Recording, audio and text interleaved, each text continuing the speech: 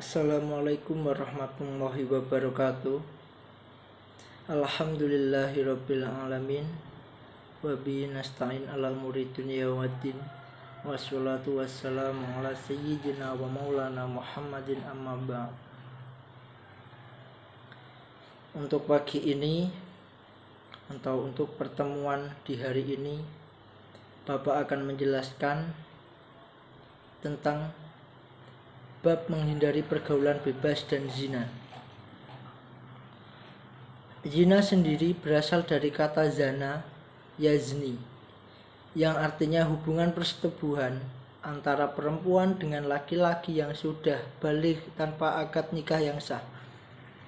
Jadi zina di sini tuh hubungan dua insan manusia yang belum ada ikatan atau biasanya belum nikah. Hukum zina sendiri dalam perspektif ulama, hukum zina hukumnya haram. Bahkan zina dianggap sebagai puncaknya keharaman.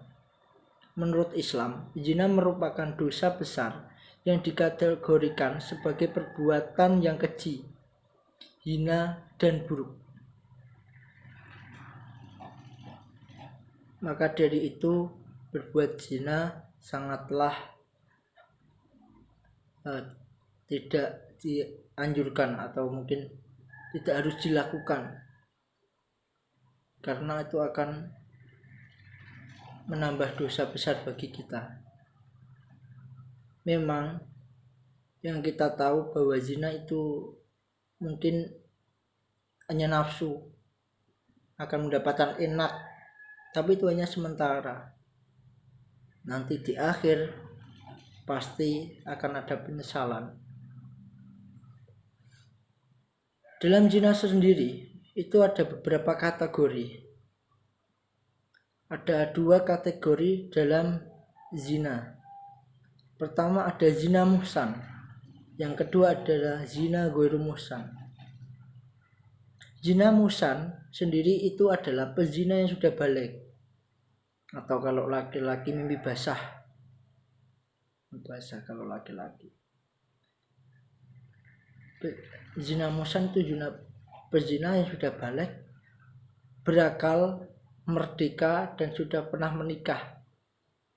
Seperti semisal ada tetanggamu yang sudah menikah, punya istri atau punya suami, tapi dia berhubungan intim dengan orang lain atau dengan selain suami atau istrinya, itu dikatakan zina muhsan. Hukuman bagi pelaku zina muhsan sendiri itu dirajam.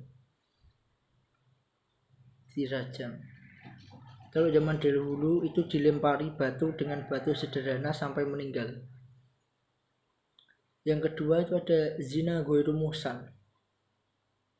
Zina ghairu muhsan sendiri itu adalah pezina yang dilakukan oleh seseorang yang belum menikah atau lajang. Biasanya kalau zaman sekarang itu yang suka pacaran, itu pacaran yang lebih menekankan pada nafsu, nanti akhirnya berbuat yang tidak senonoh atau zina. Hukuman dari pezina ghairu muhsan sendiri itu adalah didera sebanyak 100 kali dan diasingkan selama 1 tahun. Betul, kategori zina ada zina muhsan dan ghairu muhsan. Zina muhsan itu yang sudah menikah, ghairu muhsan pelaku zina yang belum menikah atau lajang. Selanjutnya ada dampak negatif zina. Mendapat laknat dari Allah dan Rasulnya. Pertama, zina itu akan mendapatkan laknat dari Allah dan Rasulnya. Yang kedua, dijauhi dan dikucilkan oleh masyarakat. Kenapa seperti itu? Karena ketika dia berzina dalam perkumpulan suatu masyarakat, dia itu sudah mencoreng nama baik. Misalkan dia di desa, nama baik desa kecoreng, nama baik desa aja kecoreng, apalagi nama keluarganya. Nah, gitu. Yang ketiga, nasab atau keturunan menjadi tidak jelas. Bagi pezina, anaknya itu tidak akan mendapatkan seperti semisal kayak ahli waris. Tidak boleh. Anak hasil zina itu tidak bisa dinasabkan kepada bapaknya. Jadi semisal kayak ada perkawinan, itu bapaknya tidak boleh mewakilkan, karena anak tersebut lahir sebelum menikah bapaknya, atau anak yang dibuat sebelum orang tuanya itu menikah. Selanjutnya ada ayat-ayat Al-Quran tentang larangan mendekati zina.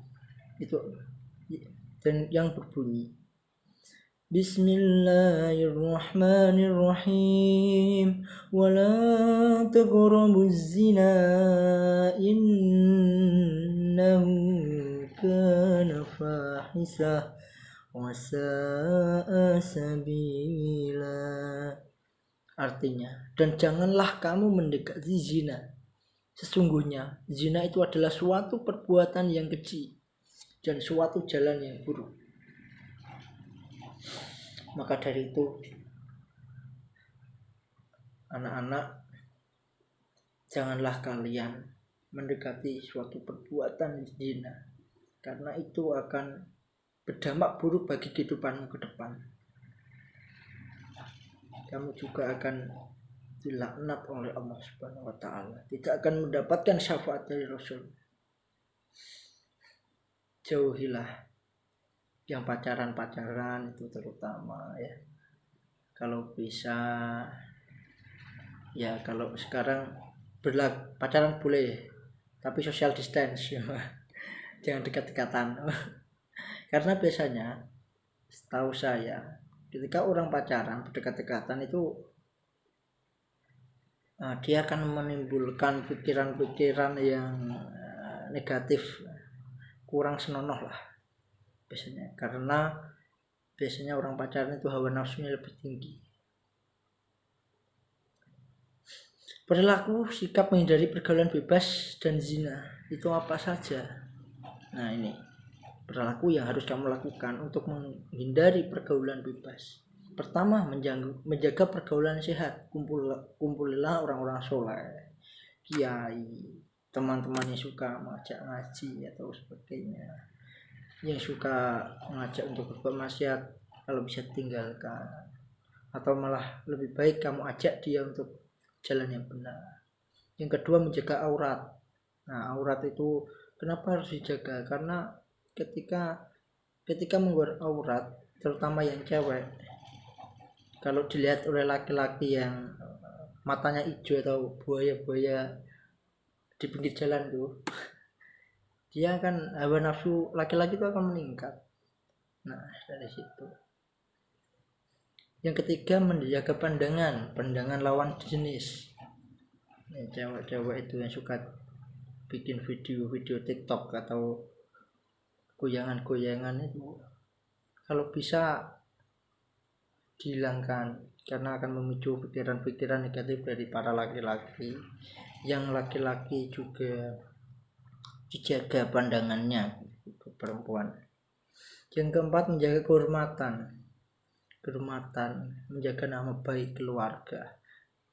Paling penting itu menjaga nama baik diri sendiri, habis itu keluarga.